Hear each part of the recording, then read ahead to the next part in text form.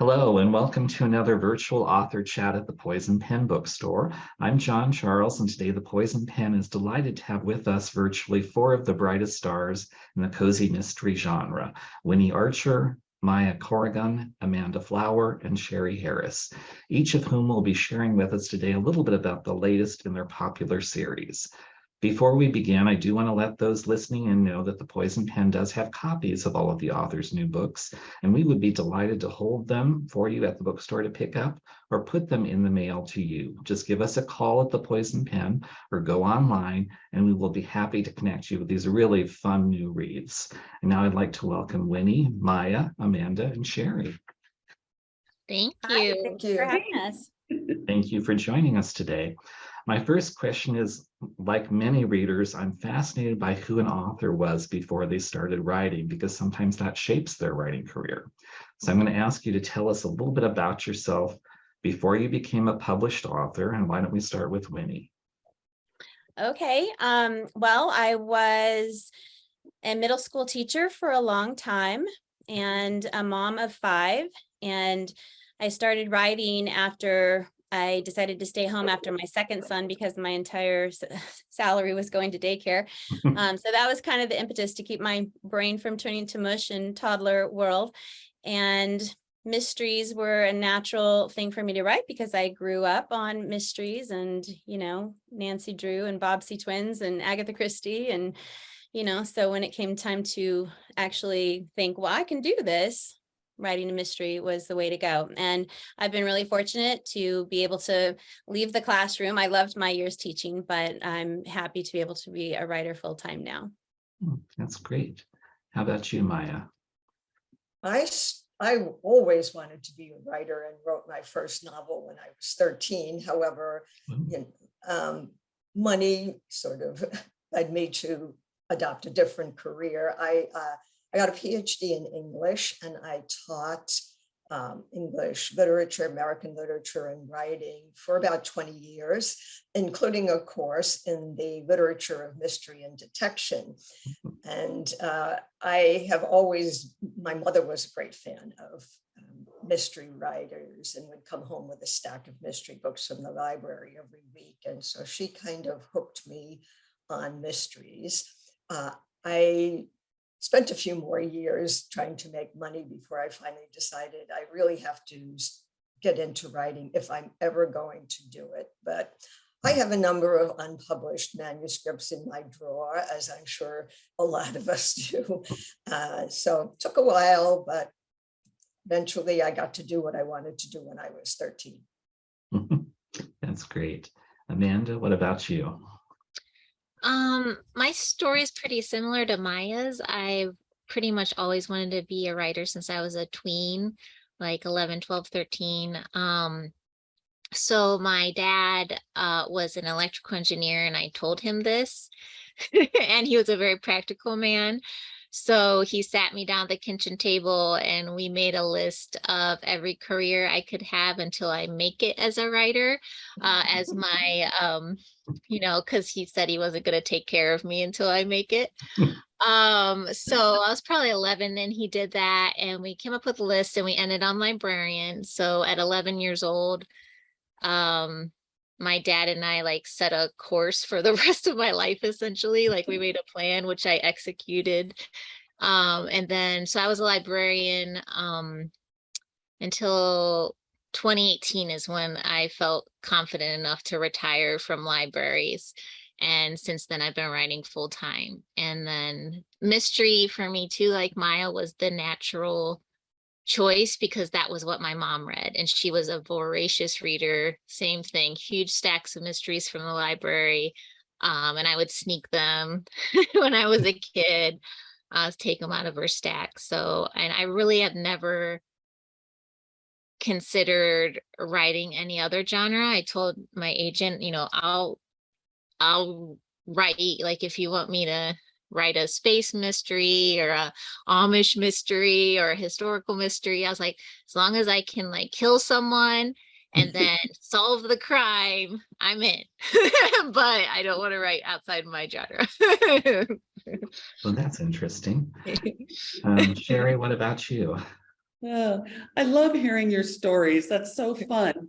I have wanted to be a writer since I was really young. My favorite books when I was a kid were the Betsy Tacy books by Maud Hart Lovelace. And Betsy wanted to be a writer, so I wanted to be Betsy, so I wanted to be a writer. And like the rest of you, our house was full of mysteries and thrillers and romantic suspense. And we still, go, have you read this? Have you read that? And love to exchange books. And I was in marketing for a while and for a financial planning company. And so writing ads is pretty much fiction too. I did that. And then my husband was in the Air Force and I followed him around. It's very difficult to have a career. And I started writing. And like Maya, there's a book or two in the proverbial drawer that will never see the light of day before I got my first series published. Okay, let's switch gears and have you talk about what's going on today, your current release. What can you tell readers about your new book in your series? And we'll start with you, Sherry, this time. Okay, well, Rum and Choke just came out on December 27th. It's the fourth book in the Chloe Jackson Sea Glass Saloon Mysteries. And Chloe was a librarian, a children's librarian in Chicago, and made a promise to a friend that if anything happened to him, she would go help his grandmother run her beach bar. So unfortunately, something happens. She goes down to the Florida Panhandle to help this poor little granny run her bar, and instead finds this feisty, Southern, strong 70-year-old woman who doesn't want her there. And so she has to kind of lie her way into staying. But as the series goes on, they find some common ground.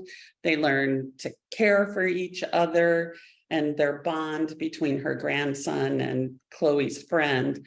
And so in this book, Vivi, who is the bar owner, and the bartender convince Chloe to represent them in the bar back obstacle course, which is going to be in 10 days. And she says, okay. And then they tell her that other bars hire ringers, so professional athletes, to come in to run the obstacle course. And one of them ends up dead. And Chloe and a friend discover the body, and it looks very bad for them. And in the meantime, there's a treasure hunt for a lost pirate's treasure, and she's trying to hire new help for the bar, but keeps telling them where to find other jobs. So it was a lot of fun writing. It sounds great. Amanda, you have a new addition to your Amish series. What's that like? Yeah, the newest one is Honeymoons Can Be Hazardous, and it's the fourth book in the Amish Matchmakers series. For those who might not know, the Amish Matchmakers series is a spin-off of the longer running Amish Candy Shop Mysteries, which there's 8 books in it now, and there'll be at least 10 for the Candy Shop. And I think there's 2 more of the Matchmaker as well.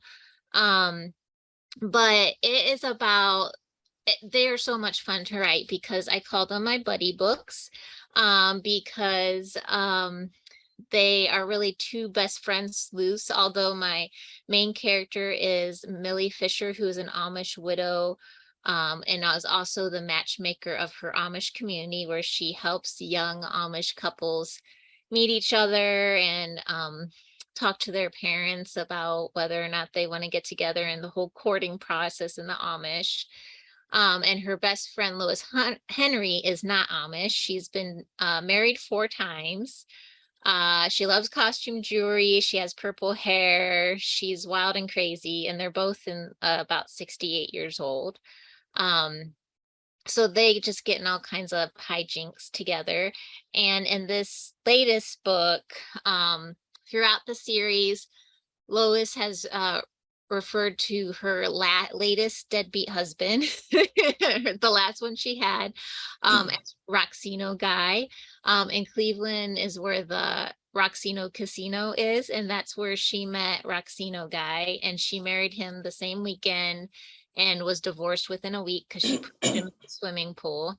So he shows up in Amish country with a new young hot bride on his hip, and he's kind of flaunting it around, and she is not too happy about it. Lois isn't, and she has some words with him, and then unfortunately she has some remorse about her words, so she wants Millie to come with her to his resort he's staying at to apologize. And they do that, and while they're there, a cuckoo clock bird falls on his new wife. So now Lois is, you can see there's the cuckoo clock. Lois is a main suspect because everyone in the village knows she was pretty upset, and she was also there when the death happened. So and there's a bunch of like weird sheep that follow them around too. It's very quirky, so which is very me. Maya, what's new with 5 ingredients? Okay, so what's new is the latest book. It's the 8th in the series, and it is called Bake Off. The series features a young woman who had previously been a cookbook publicist in New York, who moves in with her grandfather. He lives on the eastern shore of Maryland near the Chesapeake Bay. And they are both at a crossroads when she moves in with him. She doesn't know what's next for her, because in one weekend she quit her job and discovered her fiance cheating.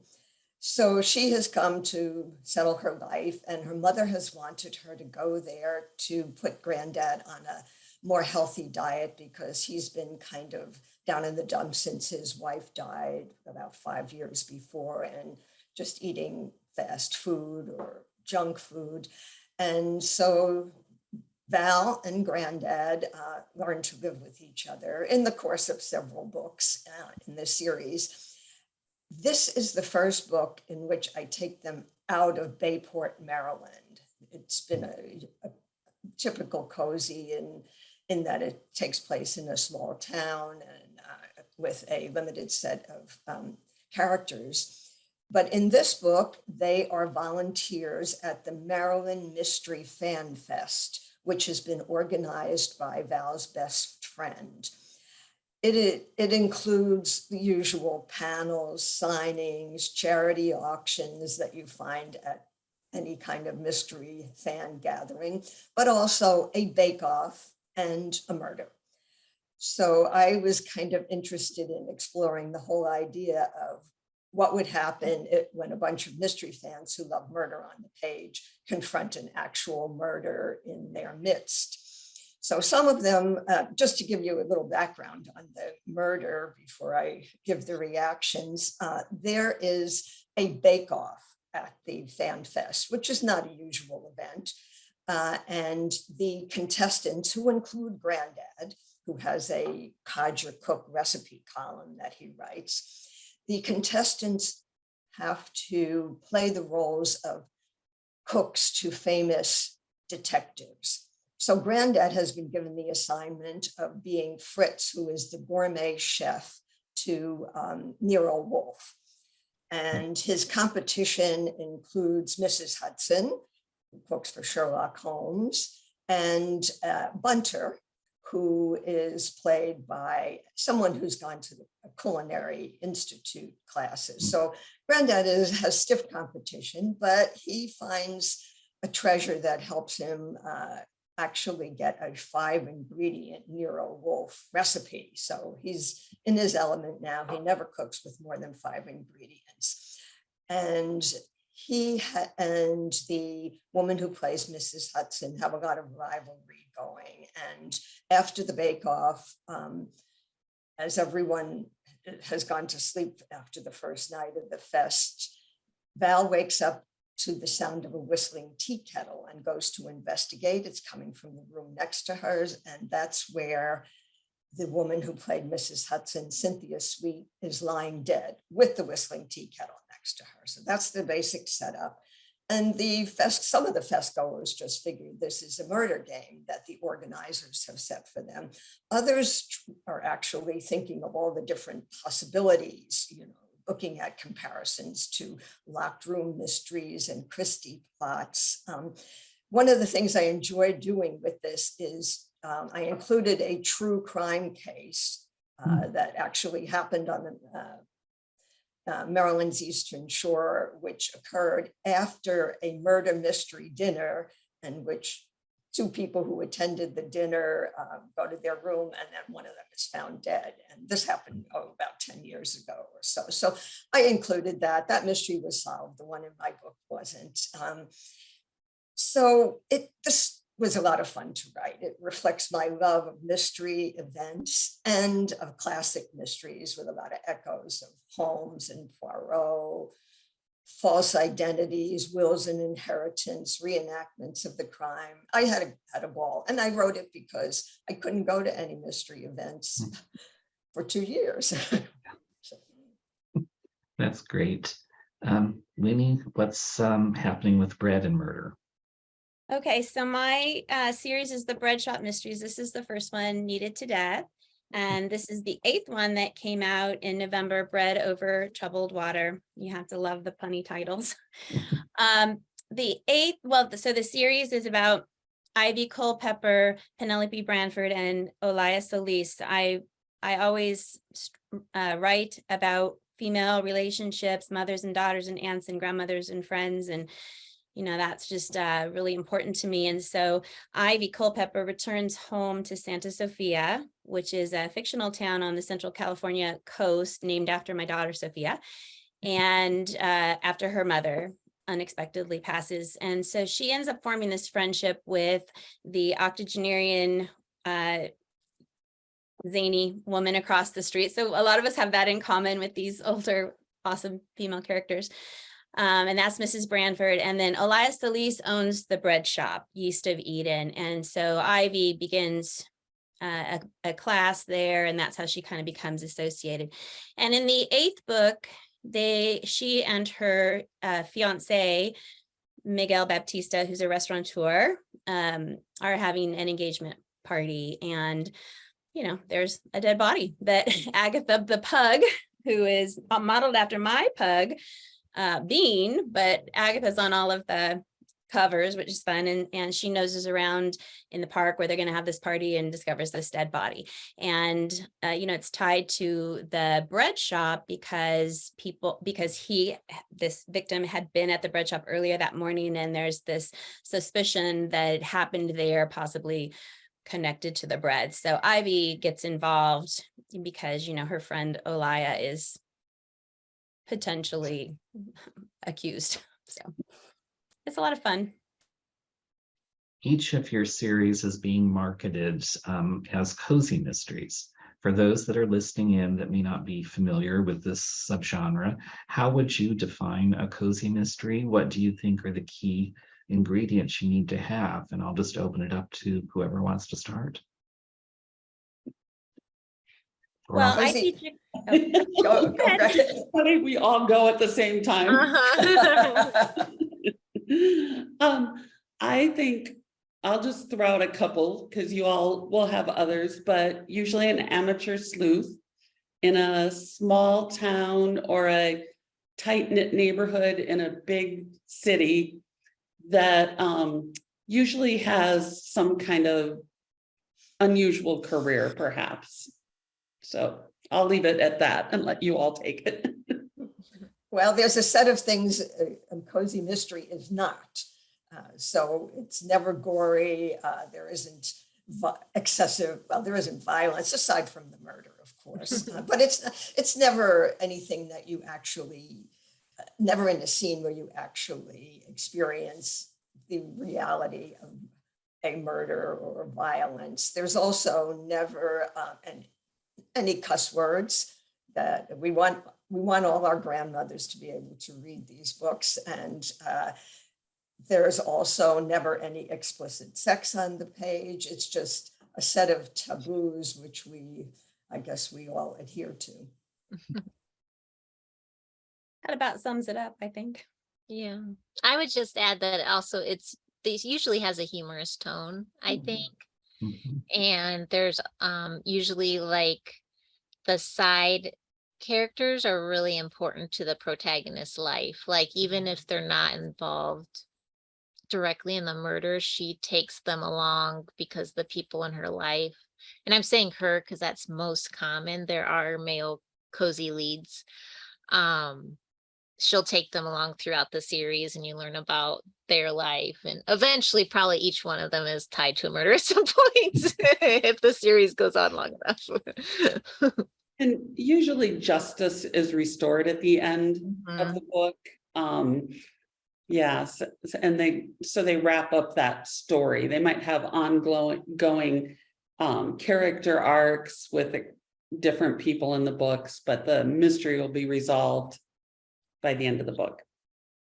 It's worth saying, I think, that the big tip off to the reader that there is humor are those titles, many Yeah. of which are puns, good puns, groanable puns, but it's a sort of sign that this is not going to be super serious. Let's talk a little bit about what anchors your different series. I think sometimes it's called a hook or the theme or whatever you want to call it. Can you elaborate a little bit on your particular theme or hook for your your series that you're writing, and what made you choose that particular? So my hook for this series, and then also the Amish candy shop that it stemmed from, was Amish culture. By and large, the first book that I wrote for Kensington that was Amish was in the candy shop, and it's called A Salted Caramel. I think it came out 2015 or 15 maybe. And it was like right after like I had this big talk with my agent that I was like quitting Amish. Like, because I had written so many Amish books for different publishers. And this opportunity came, and now I've written an additional 20 some Amish mysteries after that time. But I used to live in Amish country, so that's kind of how I live in Ohio. And even right now, I live an hour and a half away from Holmes County, where the primary Amish community lives in Ohio. Um, so I go down there all the time. And even where I live, I see Amish all the time, like roofing and stuff. It's just part of Ohio culture. So that's kind of how I got into it. And then for this series, I just wanted to make it the candy shop series is, a New Yorker coming to Amish country to take over a candy shop. So she's like a fish out of water, your standard cozy situation. And when they asked me to write a spinoff, I wanted it to be as different from that as possible, because I didn't want people to be like, oh, it's the same book in the same place, So this is someone that grew up there. She's in her 60s. She's a different generation when Amish culture was even stricter. So it's like she has a completely different worldview than my other character. And also she's a matchmaker. So it's really fun to also show people how the Amish navigate romance, because I think a lot of people think that Amish are arranged marriages, and they're not. They're not at all. They definitely, I'm sure, just like any parent, are like, hey, what about that person? But like it's not like a culture like you're gonna marry this person you've never seen before. No, they have a whole courting process where they get to know a person. So it's been fun to share that. Well, my hook is the 5-ingredient idea. Each book has 5 suspects, 5 clues, and Granddad's 5-ingredient recipes. And I came to write that because I had written a book that was not part of a series. I thought of it as a standalone, and then I began to hear from a lot of people that publishers were looking for series, and and in particular for cozy mysteries and they were open to previously unpublished writers who would submit a proposal. So I started to think about how I could cozy up this previously somewhat dark murder mystery. And of course, my choices were crafts, cats, or dog, where cats includes dogs, or cooking. And the only thing that I really knew anything about was cooking, but I could never write a series, I think, in which the main character runs a restaurant or is a gourmet cook or a caterer, because I know nothing about any of those things. I only know how to put dinner on the table rather quickly for a family, which I did for decades. And so I started thinking about a different hook, not someone who necessarily has a profession as a cook, although it turns out that my main character does run a cafe, but the idea that the recipes included would be simple ones, because very often in some of the cozies where you have a caterer, there are some pretty elaborate recipes included that I, for one, would never even attempt. So the idea that I could go back to my collection of easy recipes and include them in the book was part of the reason why I enjoyed writing the 5-ingredient mysteries. My first series is a dressmaking, so it's kind of Project Runway meets Small Town Texas, and that's because when I first started thinking about a cozy mystery series and what possible hook I could do, sewing is the first thing that came to mind. My mom taught me to sew early on, and I think I completed my first full dress on my own when I was about 10 or 11, and so I enjoy sewing. Well, I used to when I had time. And made a lot of kids' clothes for my children and things like that. So that was an obvious choice. And then the next one, similarly to you, Maya, cooking, I like food, I like cooking, I like bread. So that, when I was trying to think of a different hook, the bread shop idea versus a traditional bakery is what came to mind. And people don't really think about Mexico as having a bread tradition, but they really do. And so that was a different spin because the bakery is owned by a woman from Mexico, and my husband is Mexican American, first generation. So I love tying in that, my family's culture in that respect. And then I have another series where my character is a bibliomancer, which is ancient divination where you use a book to foretell the future or tell something about the past. And so I love the book tie-in with that particular series. I think it was about when I was writing the 7th book in the Sarah Winston garage sale mysteries, my editor at Kensington said, hey, let's think about a new series. And so we started tossing ideas back and forth, and we went through Chinese restaurant, nope. A senior center, no. A writer's retreat, no. And then one day he said, how about a bar in Key West? And I was like, I have never been to Key West, but I'm going in 4 days, ironically, for the first time. But my friend Lucy Burdett writes a fabulous series set in Key West. And so I said, well, I don't know much about Key West, but how about the Panhandle of Florida? I've been visiting since the late 80s. My parents lived there for a long time, and we were stationed there when my husband was in the Air Force. That I know. And then I was telling him, it's called the Emerald Coast, it's called Lower Alabama, it's called the Redneck Riviera. And he's like, yes, let's do that. The series was born. Each of you have described your series and the setting a little bit, but can we go back to that and dig a little bit deeper? When you chose the setting for your series, I know a lot of authors go the fictional route and some choose the real route. Can you talk about your setting, whether it's based on a real, if it's fictionalized, whether you went real? Setting is the overall question, so we'll go with that. I'll go first this time. Okay. So my settings, I have multiple series and I have only one that's set in a real place, and that's my Lola Cruz PI series, and that was set in Sacramento.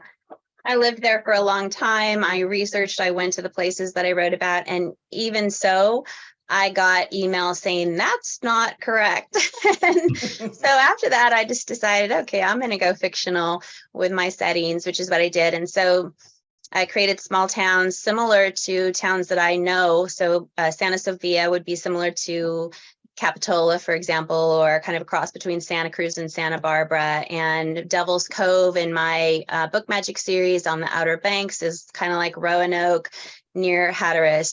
And Bliss, Texas is just, you know, small town anywhere, Texas. And so I love the small town setting, and that's always what I operate in with my cozy series and my mystery series with cozy elements, rather than a big city and with tight-knit community, which was mentioned earlier, with the exception of that Lola Cruz series. And that's because I live in a small town. It's super I quaint. didn't get that. Could you try again?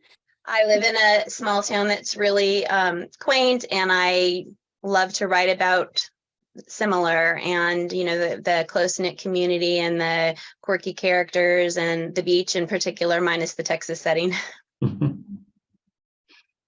I never lived in a small town.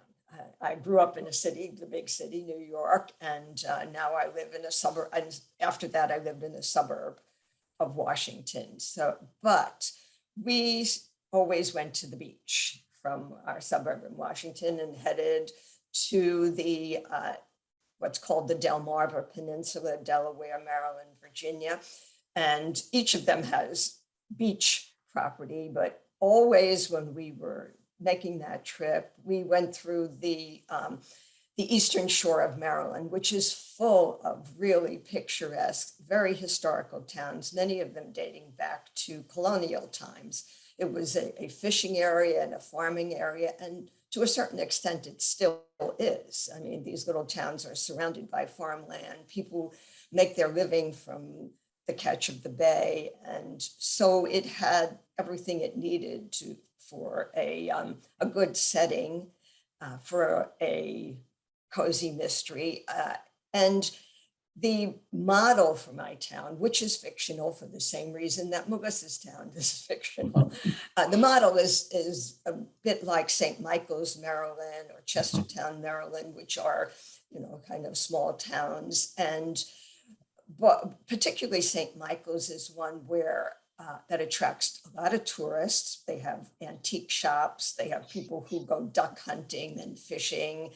And they also have the nearby terrific estates on the water that attract rich people. So it was not unusual in the early 2000s for Donald Rumsfeld and Dick Cheney, both of whom had estates on the Chesapeake Bay there, to walk around with shoulder to shoulder with watermen, which is what they call the people who are fishing in the bay. I mean, so it's a real mix of people, and that's one of the reasons why I chose it.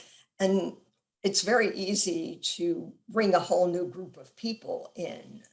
They go to a town festival, or they're there to you know, for looking for a wedding venue, because there is all these picturesque places by the water. So I was able to, in the course of the first 7 books, just to use the people either who were in the town already, as they encountered these people who did not live in the town, but came there for various purposes. And of course, one of them always dies.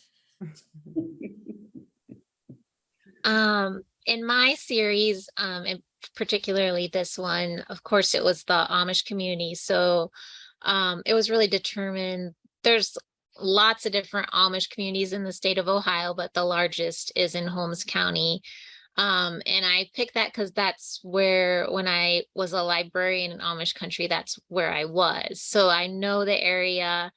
The town of Harvest is fictional, but I do use the entire county. So I describe the villages of like Sugar Creek and Berlin that are well-known tourist spots as accurately as possible. But for my main little village, I wanted to have more control, like put my candy shop there and put the playground where I needed it when I lost Jethro the pig, who's like a main character.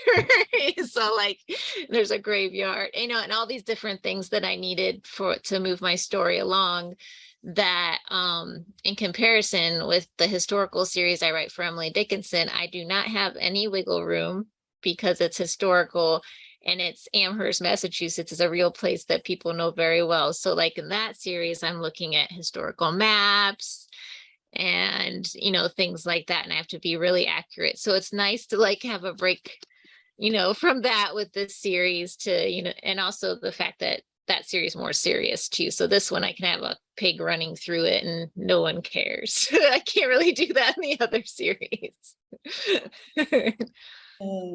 I like I said, used the panhandle of Florida, but I made up a town. There's a little town called Grayton Beach, which often is on the list of best beaches in the world. It has this just beautiful white sand and it's very pristine. And so near Grayton Beach is the town of Grayton Beach, and it's just a tiny little town, and it's rustic, and fishermen settled from New England down here a long time ago. And so it's kind of based on that, but it's kind of my idealized version of it, that it's a beach town that's affordable for people to, teachers or painters or writers to live in.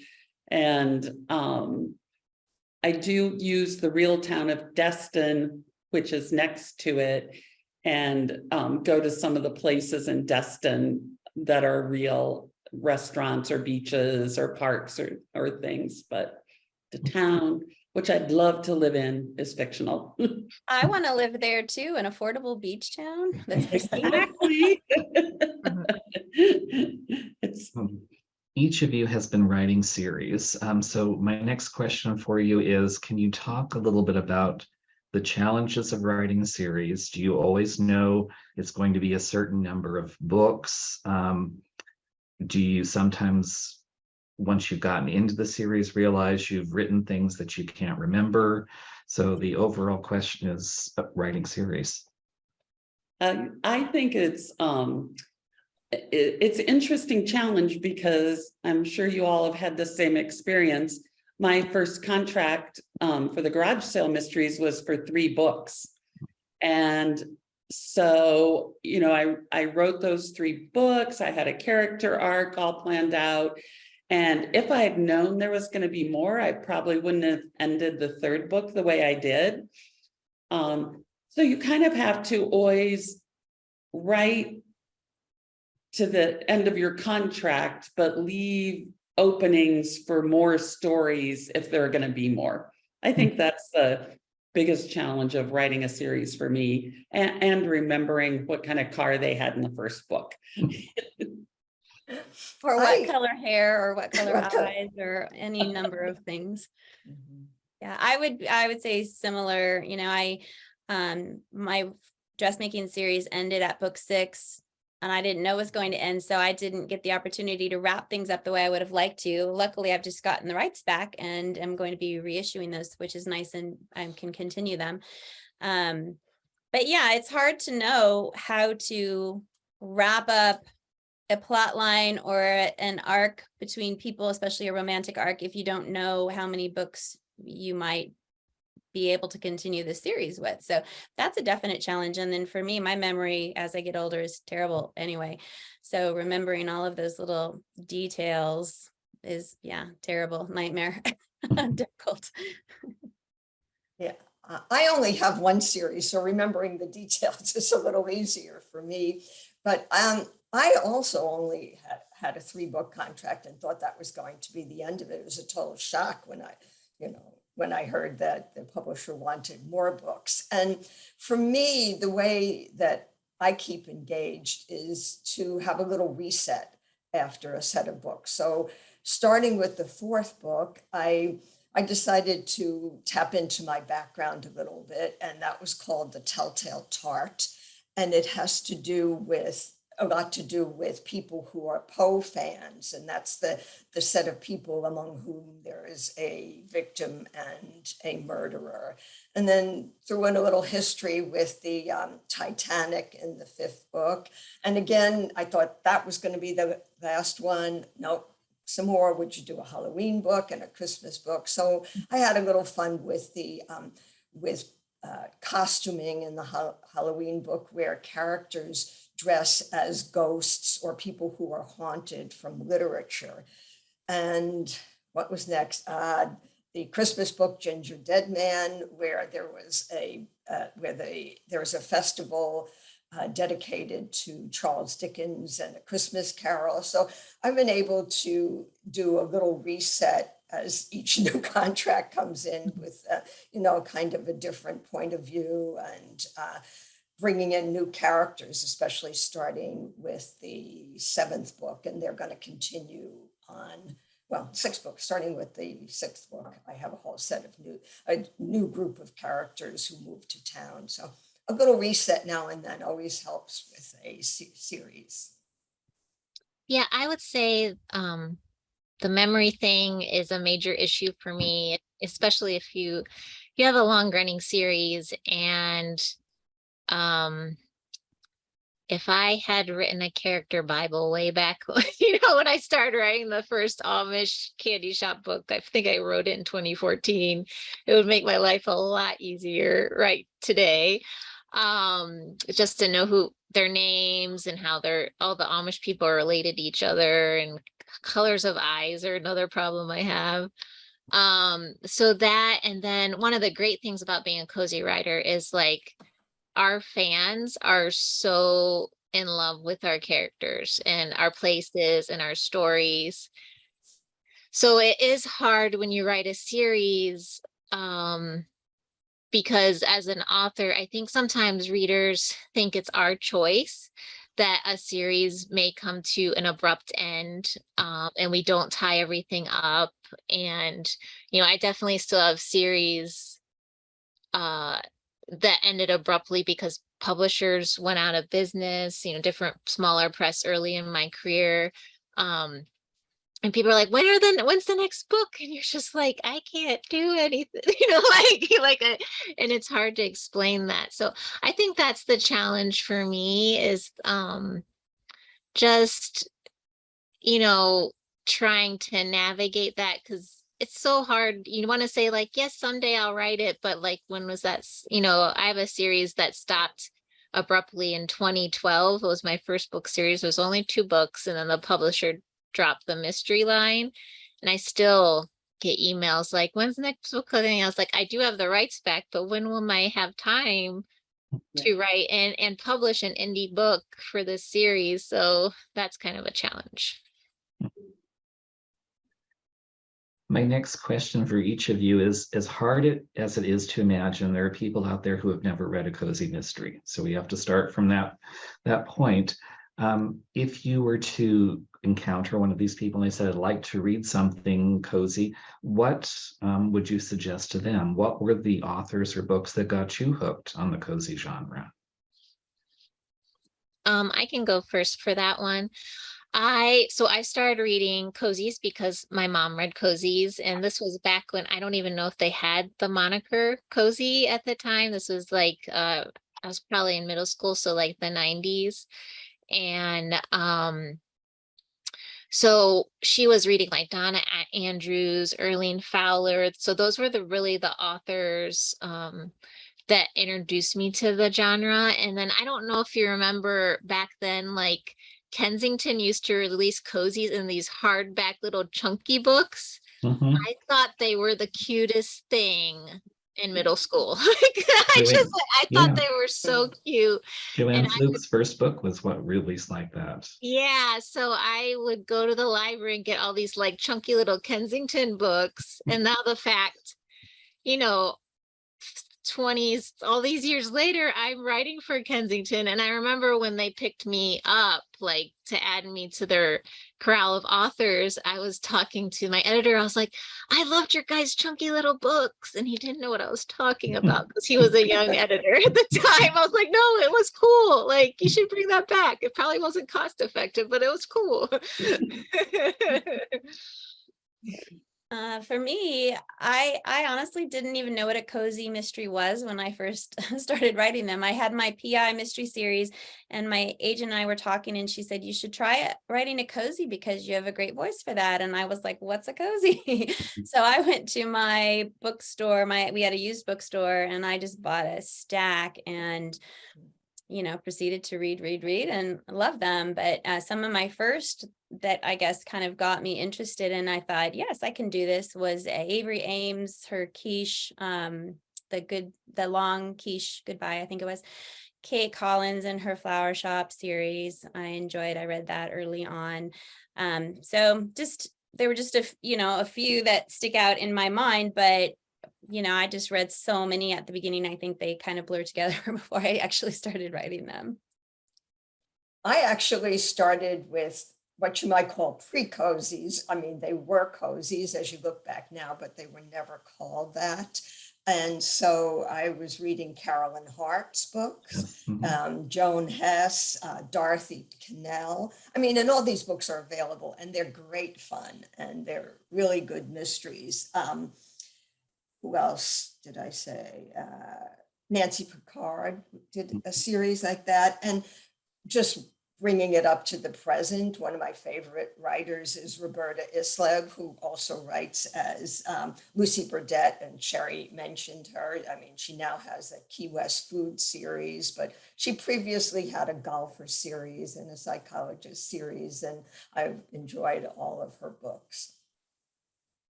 I am going to go way back to and Lillian Jackson Braun. Oh yeah. Oh yeah. Yeah, that series was fabulous. And Anne George Southern Sisters series. Those books are so good, and so they really had the humor in them and likable characters and everything. And right before I got the chance to write the proposal for the garage sale series, I'd edited Clammed Up for Barbara Ross, and it just was so good and warm and humorous. And it's not ha-ha humorous, but she just always has these interesting little asides and observations that I really loved, and the quirky characters, and it really inspired me when I was writing the garage sale mysteries. That's great. We are rapidly running out of time, but before we have to conclude, I do have a question for each of you. So I'm going to start with Maya.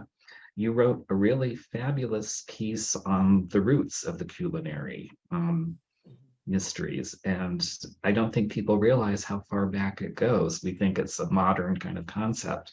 Can you tell us a little bit about that and how authors like Rex Stout and Dorothy Sayers really introduced mystery readers to food? Yes, food is really part of not just cozy mysteries, but part of mysteries from the start. And there are even what you're referring to, of course, is the cookbooks that came out based on what foods are mentioned in Sherlock Holmes stories, the ones that the Lord Peter Wimsey cookbook is one of them, and of course the Nero Wolfe cookbook. And these all came out in the 70s and 80s. Well, I think 80s, late 70s, early 80s. And what they did, I think, was speak to a desire on the part of readers to know more about the lives of these detectives who were fictional, but food is mentioned in all of those writings. And now it's a little bit of a stretch with Sherlock Holmes, but he's always rushing around, and he always has breakfast, and that's when some new client comes in the middle of breakfast, or they're on the road and they go to train places and train stations to have tea. But I think that, obviously with the Rex Stout's Nero Wolfe series and Dorothy Sayers' Lord Peter Wimsey series, I mean, you've got a detective who's very much into food. And food is the meals that they are eating are described, and they're really rather gourmet meals. So it wasn't such a stretch to come out with cookbooks like that. And I really think those cookbooks were very popular. In fact, the Nero Wolfe one went into a second printing in the 1990s. And they were really responding to readers' desires to know more about how everyday things happened in the lives of their detectives. And they were precursors, I think, of culinary mysteries. It's great. Amanda, you've written so many books about the Amish. Why do you think people are so fascinated by them and their culture? Yeah, it's really interesting for me because I lived in Amish country, and it wasn't until I moved back to like a more urban area that I actually started writing about them. And it was really at the suggestion of my agent. We were trying to think of new ideas, and I just happened, like off the cuff, tell her that I used to be a librarian in Amish country. And she's like, oh, and this was like at the height of like bonnet books in every Cracker Barrel across the country, and like I said before, I was like, well, I'll do it, but it has to be a mystery.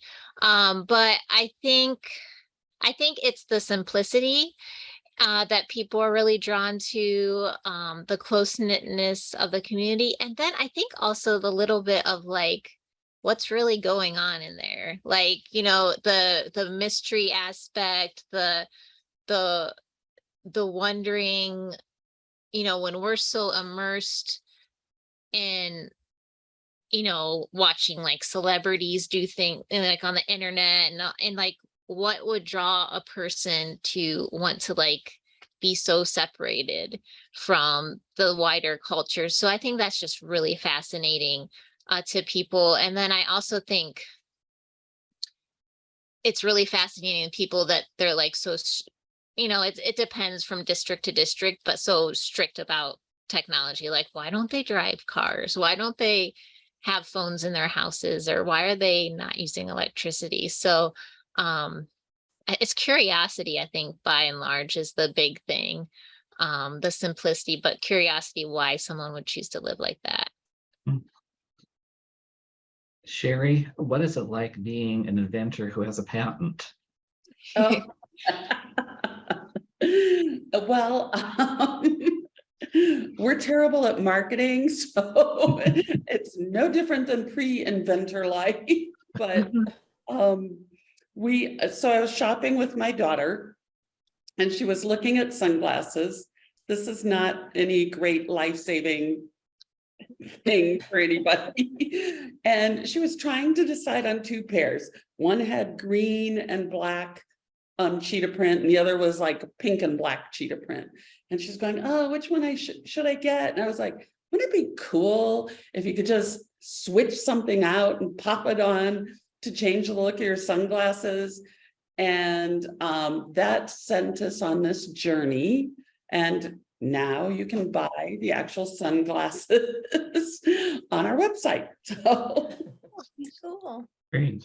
That's cool. it was fun. Writing a patent is hard. Getting it approved is hard. And but it's been an interesting experience.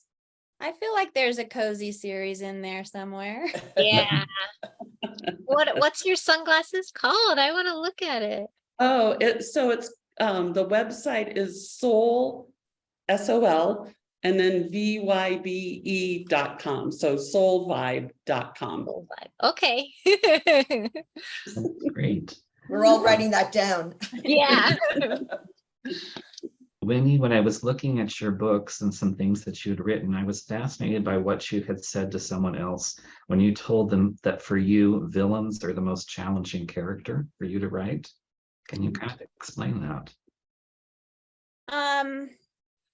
Well, I think probably because I don't have much of a dark side, to come, I think about people who write really dark villains, and sort of dark stories like Stephen King, and my old friend of mine is Allison Brennan, who writes incredibly dark things. And I think, oh my God, what would it be like to be in their head all the time? I wrote 2 darker stories, which I actually love very, very much. And I think they're some of my best, but I couldn't sustain writing like that because I just don't like to live in that dark, dark place. And so when it comes to writing the villain, you really have to put yourself in their shoes to figure out why would they kill this person, what's behind it, unless you have a situation where it's accidental, or there are situations where it's not this sort of darkness that's pervading. But in general, just kind of putting myself in that place to where I'm committing a murder in my mind is just a little more challenging. And then in my opinion, the villain really drives the story, because your protagonist, your sleuth, is reacting to everything that the villain is doing to hide or to misdirect. And so they have to be very clever, and they have to be a worthy adversary to the sleuth that you've created. So in a lot of ways, I think that those villains are, more important, and you have to make sure that they're very well rounded, and that they really create a sort of the yin yang for your sleuth. Your sleuth is well established, and you're carrying that person on through multiple books in a series, and you're creating each book has a new villain that you're creating that has to sort of rise above and be a real challenge. So I don't know, I think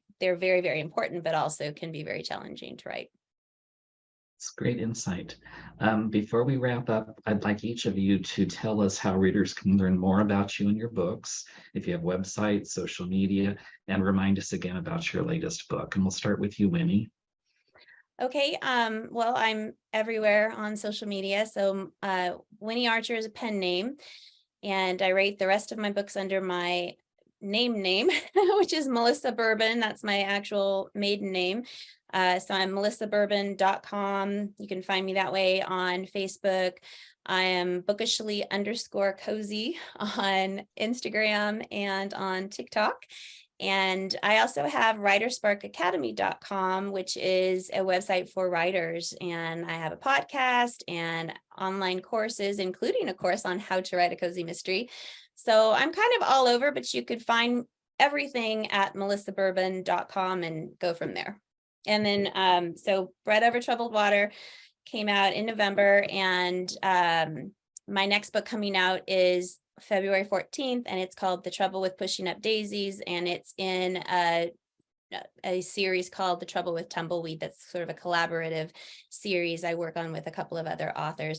And then my dressmaking series, 3 of them re-released late in 2022. The next 3 are coming out next month, and then I'll be continuing that series with a Halloween installment. So lots of things going on. That's great. Maya? Okay, I'm not in quite so many social media locations. I have a Facebook page called Maya Corrigan Books, and I also blog at Mystery Lovers Kitchen, which is a group of 12 culinary mystery writers who share recipes and writing stories, and that's a kind of fun one to visit. And then I have my website, which is mayacorrigan.com. And I don't just talk about my books on that website. I have a section that deals with fun facts about food history, like the dark history of gingerbread or candy corn calamities and so on. And there's a section called Mystery 101 that contains little vignettes that you may not know about, for example, the connection between Poe and Lincoln, and there is one, or what Sherlock Holmes and Dracula have in common. They're just, kind of little fun essays. So, and then I do share recipes and a bunch of other things going on the website, but it's all in one place, and you can sign up for my newsletter there, and I give out a free book to one subscriber every time I send out a newsletter. And what's your new book? My new book, yes, thank you, comes out, I think, in November or late October. It's called A Parfait Crime, and it has suspects from two different aspects of life in Bayport. Val's best friend and her grandfather and her boyfriend are involved in a Reader's Theater production of Agatha Christie's A Mousetrap, when one of the other actors involved is killed and Val takes over that part. And at the same time, there's a new spa opening in town, and there's some suggestion that the murdered woman had something to do with somebody at that spa. So a parfait crime. Amanda? So my book, my most recent book is Honeymoons Can Be Hazardous.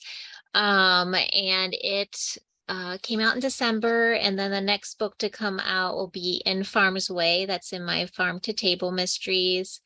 And that'll come out in February, and then spring, I think May, Blueberry Blunder comes out, which is the next candy shop book. And then my historical Emily Dickinson mystery, I Heard a Fly Buzz When I Died, comes out in September. Wanted to get that out before I forgot all of them. Sometimes I forget. But as far as where to find me online, you can find all my links on amandaflower.com. And I do have an email newsletter that you can sign up for there. And I'm most active on Facebook. So I have a great active community of readers and people on there. If you want to follow me because you just like cats, I have 6 cats, and there are so many cat pictures on the internet that I am responsible for. And I do not apologize for it because I love my cats. But the cats also have their own Instagram account. So if you search for my name on Instagram, it's just cat pictures. Like, I don't add, I mean, sometimes I put my cats with my books, but by and large, it's just the cats. So those are the main places where to find me. I also have Twitter and things like that. But honestly, it mostly feeds from those 2 main social medias. But yeah, I particularly enjoy Facebook. That's where you'll probably interact with me the most. Sherry, what about you? So Rum and Choke is the book that just came out. And you can find me at sherryharrisauthor.com. I blog with a group of women called Wicked Authors. And we have lots of guests, and I think you all have been on at some point, and do giveaways and just have a good time there. And I'm on Twitter and Instagram and Facebook too. So that's where you can find me. Thanks so much, John. Yes, thank Oh, you. You're Thank welcome. you. Thank you all for taking time to visit virtually the Poison Pen. I can't believe an hour went by so quickly. I'd like to thank our authors for sharing time with us today. And I'd like to thank all of you for tuning in to another virtual author chat at the Poison Pen bookstore.